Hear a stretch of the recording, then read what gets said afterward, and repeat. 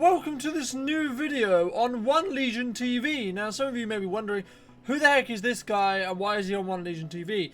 Now, let me quickly explain who I am first. So, my name is Shadow, and Sylar and Metro have invited me to come on and make some videos for you guys, talking about some Demon Hunter, which is going to be really, really awesome. So, firstly, before we get kicked off into this little talents guide that I'm going to be doing for you guys, I just wanted to thank Sylar and Metro for giving me this opportunity. It's really going to help my channel. My channel will be linked in the description down below if you want to see more Demon Hunter guides and stuff from me. I do put them up also on my personal channel, but this video itself is going to be just strictly for One Legion. So I hope you enjoy the video, and thank you guys for watching. Alright guys, we are back, and this is going to be the talent build I'm going to be running in this PvP series. I'm just going to talk through it a little bit. So, on the level 99 talent tree, we have Fell Mastery, increases Fell Rush damage by 50% and grants you 25 Fury when it damages at least one target. Then we have Chaos Cleave, Chaos Strike hits an additional target for 50% damage. And then Blind Fury increases the duration of your I-Beam by 50%. Now, the reason why I'm going Chaos Cleave is for two reasons. One, the additional damage is always brilliant and really, really helpful, and can normally help cleave the enemy team down. Also, when I'm in Metamorphosis, I have 100% leech through Soul Rending, which will mean when my off Chaos Strike hits. So, say for example, my main Chaos Strike hits with 200k, and then my off Chaos Strike hits for 100k. I will then be able to heal for 300k instead of the 200k, which can be the difference between me living for a team fight or not. So the main reason why you don't want to go Fell Mastery is you may want to use your Fell Rushes more predominantly as your way of getting away or getting on a target when you're chasing it, for example. And Blind Fury, the main reason why you don't want to is if you get kicked from I-Beam, it then locks you on Chaos, meaning you can't do any damage with any of your Chaos abilities, which is most of the spec. So basically, the longer your I-Beam is, the more chance you're going to get kicked, and therefore the more chance you'll be locked out for. So try not to use I-Beam unless you're with a very controlly comp where you can actually do a setup where it's literally going to be impossible because the mage that would kick you and the healer that would CC you are both in CC themselves, and the only target that is actually near you is the I-Beam stun target as well. So if you're playing with a rogue, etc., that will work extremely well as well. So that's why I'm going Chaos Cleave. So that's level 99. We're going to be moving on to level 100, where we have Prepared, Demon Blades, and Dynamic Appetite. Now, at the moment, I am debating and I'm flipping between Prepared and Dynamic Appetite. They're both good for my playstyle. The reason why I'm going Dynamic Appetite is when you kill a player or anything that grants XP or honor, it gives you a very nice heal, which is about 300 to 400 up to 500k if it crits. And it also, the smaller fragments can give you about 50k each. So that's really, really powerful. A little bit of off healing as well can help when you don't have Metamorphosis up. But however, I do think in some cases Prepared can be helpful as well, because it reduces the cooldown of your Vengeful Retreat and also gives you a little bit more fury to use on things like your Chaos Strike and also your Fell Blade and things like that. So that's always great. Now, the reason why I'm personally not going Demon Blades is not because it's bad, it's just because it doesn't really fit my playstyle. I like having a more reactive playstyle where I have, buttons to click and so on. However, Demon Blades, if you have a more passive playstyle and you're just used to having, less globals to press, or when you do have them to really choose what globals you want to spend, like where you want to spend your globals on, then I would say Demon Blades can be really powerful for you. So we're going to be moving on to level 102 now. Now we have Fell Blade. This charges at the target, dealing 160,000 damage, and Demon's Bite has a chance to reset the cooldown of Fell Blade. And then we have First Blood, reduces the fury cost of your blade dance by 20 and increases the damage by 200k. We'll scale it up. Against the first target it hits. And we have Bloodlet, which throws your glaive with dealing 200% bleed damage, inflates it for over 10 seconds if the bleed is reapplied. Any damage that will be added to the new Bloodlet. So basically, you have a choice between a dot, some stronger AoE, or a charge. Now, personally, for PvP, you would want the charge because it's a gap closer, and also the fact that you can reset it with what you'll be spamming most of the time anyway, which is Fell Blade and also Demon's Bite, because you want to generate as much fury as possible so that you can dump it on doing more damage and etc. like that. So that's the main reason why I'm Fell Blade. However, I can see if you're really a passive-ish, if you're really going with Demon Blades, why you would want to go with Bloodlet, because obviously you're not going to really have that reset on your Fell Blade, because Demon Blades does replace Demon's Bite, which means you will not get the reset. However, I still think even if you are Demon's Blade, it is worth taking a look at, because the charge as a gap closer is going to be really, really useful and really, really good for you to have as your arsenal of skills to really close the gap against things that are running away, such as healers, druids, etc. So we're going to be moving on to the level 104 talent. We have Nether Walk, replaces Blur, is an instant cast, is 1 minute and a half cooldown, skips you into the Nether, slips you into the Nether, excuse me, increasing your moving speed by 100%, so you're the same speed as a mount, but you become immune to all damage, but you are unable to attack for the last 5 seconds. So it's basically a pseudo ice block where you can't do anything, but you can run away. Then we have automatically triggers your blur when you are below 35% health, and this effect basically has a 30-second cooldown before it can happen again.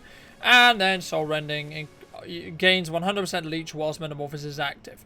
Now, I would say personally the Soul Rending is the best talent here, because the amount of healing you can get out of Metamorphosis when you're doing damage is really, really powerful. The reason why you don't really want to go the other two is, one, you don't really want to have your blur automatically triggered, because you want to be able to counterbalance it with whatever you're fighting. And also the main reason why Nether Walk isn't brilliant is because it stops you from being able to attack, which means you fall behind in the game, and you'll fall behind in cooldowns, and you also fall behind in some positioning as well, because you would normally want to use this to go around a pillar to be topped by your healer and etc. So that's why Soul Rending is really, really powerful, because you can go offensive and you can turn the tides on a game by being extremely offensive and healing off your damage you're doing, and to stop your healer from being able to fall behind. So your healer can push in for CC on the enemy healer or a kick or etc, and then you can go really ham on the DPS and then heal as much as possible.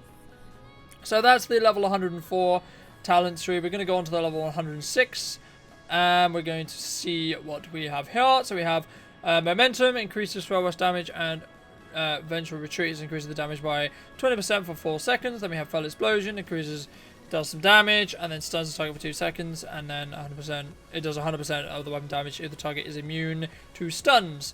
And then we have Nemesis, which basically just gives you a 20% buff for a minute on the target. If the target dies, it spreads it to the other targets on the enemy team, a round of the same type. So for example, I put it on a humanoid, then it will give it to all other humanoids and so on. Now, the main reason why I'm going Fell Eruption here is because in PvP, in most cases, you do want as much control as you possibly can to control the speed of the game when you want to CC the target when you're low, or when you want to CC the target to gain a kill, so they can't heal, etc. So this is why I'm going this one. I think Momentum could be really good, but I think that the buff needs to last a little bit longer for it to actually be viable for PvP. If it was maybe 6 seconds, or maybe gave you a little bit more damage, maybe like up to 30% or even 35%, somewhere around there. If it was only going to be for 4 seconds, it would make it a lot more viable. And then obviously Nemesis, I would say, is more around a setup comp where you have a Pacific Burst rotation, where you pop Metamorphosis, you're going to go Blind Fury as well, and you're going to do those really, really good, really, really big I-beams, and then just completely demolish everything. I would even maybe think about going Fell Mastery if you're doing more of a setup thing. But yeah, so for the level 106, I'm going to be going Fell Explosion, or words hard today.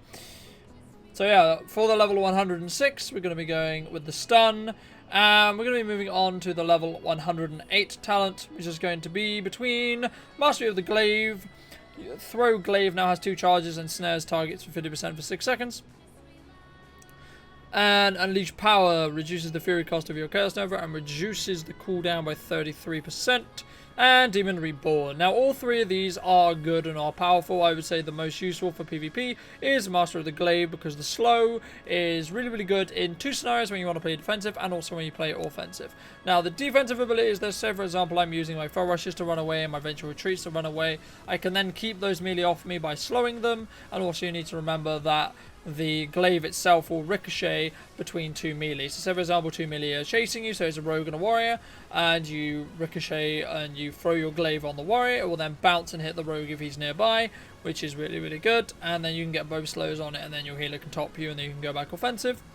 And it's also really, really good for offense when you're trying to catch, say, a druid healer running away, for example, running around a pillar. You can then get that slow on him, then get him in a stun, then get that kill. So that's really, really useful. I think that if you already have a team that has passive slows or slows in general, maybe a warrior with hamstring, or maybe a mage with novas and the slows they have as well, then you maybe want to go unleash power, because you will probably want the extra stun reduction on cooldown as well. And also the Fury cost is kind of handy as well. Demon Reborn, I can see in some comps you would want to run it, maybe when you want some more defensive capabilities, or maybe when you want to really get a setup faster as well, but you would probably want to combine that with Demonist, if I know how to say the word, that would be great. Demonist, or Denomic, yeah, Denomic. So I would only really go Demon Reborn if you were also going Denomic and you had a completely set up comp where your setup was I-Beam into Chaos Nova, or Chaos Nova into I-Beam, to do a lot of damage in that way. So for the level 108 tree, we're going to be going with Master of the Glaive. We're going to be moving on to the level 110 tree. We have Chaos Blades, increases all damage dealt by 16% based on mastery for 12 seconds. Whilst this is active, your auto attacks deal 200% increased damage and cause chaos damage. And then we have Fell Barrage. As your command unleashes Fell in doing damage, stays up to 5 times. And it basically will hit in an AoE area of the target you're doing it on as well. And then we have Denomic. Your I-Beam causes you to enter demon form for 5 seconds after it finishes, dealing damage. So you can get a bit more healing this way, and you can also, if you're Demon Reborn, you can reset those cooldowns as well. But I would say that Chaos Blades is the best one on this row, just because simply it scales off our mastery for one, and also it basically makes your auto attacks do more damage in comparison to your mastery, just because our mastery scales off having increasing chaos damage, and if your auto attacks count as chaos damage, then they will also scale off mastery, which is really, really, really powerful. So that's going to wrap up the actual talent tree, just the main talents. Now we're going to go on to the honor system talents. So I haven't actually unlocked everything here. As you can see, I'm only level 28, but I will talk about what I do plan to unlock when I get to level 37 for the rest of it, and going into level 30. So for the first tree, you have a 2-minute trinket. You have all lost in the community for 5 seconds will activate your... Basically, this is basically an auto trinket. This is really, really bad for PvP. You don't really want to use this, because in arenas especially, oh, we need to get their trinket before we can set up on them. Okay, well, we'll just stun them and it will automatically trink them. Duration of CC, I think, could be really, really good, but I think as it replaces your trinket, it may not be necessarily that good against some comps, especially setup comps. You would want the 2-minute trinket. So I'm going to be going with the 2-minute trinket. Now, these two... I would say sparring is only really in situational when you know you're going to be taking a lot of melee damage, because, like, so for example, when you're getting against TSG or Turbo, for example, and you're going to be going against someone with a lot of melee pressure, then you would want that extra reduced damage. You have 50% chance to reduce the damage you take. However, in most cases, in more solo play where you don't have a healer that you know is going to be able to keep you above 80% health, then I would say Reinforced Armor is better, because it just gives you a little bit more health and just helps you to sort of live a little bit longer, because obviously you have 10% more health to go through before you die. However, Hardness, I think, is going to be better if you do have a healer that can always try and top you above the 80%, which is really, really good. Now, I have really 2 talent choices here. Glimmer is just terrible, don't really go it. Again, with the automatically applying stuff is normally bad, because you normally want to counter with the abilities that you have with what they're using on the enemy team. However, Cloak of Darkness increases the chance, so basically this gives your Darken basically a 70% chance that you're going to avoid damage in it. This makes it very, very powerful as an ability and very, very strong when it comes to the honor system talents 3v3. However, if you're doing like solo ganking or even just solo play in any way in any form of solo P, obviously you need to go with this one because it increases your damage done. Because obviously if you're solo, you're not going to have any allies within 15 yards. Maybe also if you're running with a caster and healer cleave, this could also work as you'll be the only person who was within melee range of your target. But I still think Cover of the Darkness is going to be really, really powerful and probably a must-have for a lot of comps. So we're going to be moving on to the next row, which is Unleashed Hate, Unending Hated. Every time you're a victim of magical attacks, you gain 5 Fury. Flame Magic dispels all harmful abilities and basically puts it back on the caster. This is really, really powerful. And then I have no idea what that says. You keep a watchful eye over the enemy and 4% heals last 8 seconds. So basically, I think that this is going to be really, really good. It's basically a reflect on a 1 minute cooldown, but you can basically use it when you're already fully dotted. So against a warlock, it's really, really powerful because you basically turn the warlock's dots back on him and you cleanse yourself of the dots themselves, which is really, really good. And we have, for the next row, we have Awakened Demon Within. Whenever you reach 50% health, you automatically gain Metamorphosis for 6 seconds. The effect has a 1 minute cooldown. In addition, the duration of your Metamorphosis will be refreshed to a maximum of 6% whilst you are below 20%. This is most likely a must-have just because it gives you multiple Metamorphoses. Obviously the one you activate with on a 4 minute cooldown, and then the one from 50%, which just gives you a lot more healing and a lot more damage in general.